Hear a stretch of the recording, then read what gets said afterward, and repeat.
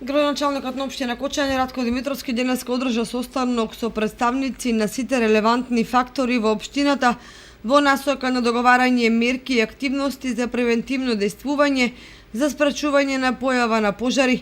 При тоа се укажа на зголемената будност на службите задолжени за брзи интервенции во случаи на појава на пожари, а беа предложени и конкретни активности за едукација на населението, контрола на излетничките места и земјоделските површини, како и шумските терени во услови на зголемена опасност од огнената стихија.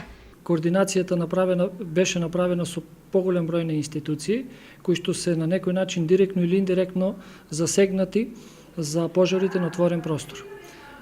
Значи се поставија некои начелни задачи, кои што секоја институција треба во својот домен да ја спроведи и да ја реализира.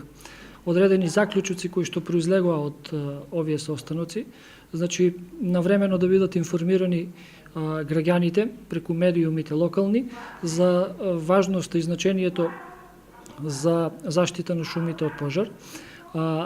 Пред се посебно да се даде акцент на излетниците кои што во овие, да речеме, во овие топли денови се посебно присутни во планините, каде што со мало невнимание можат да направат поголеми штети.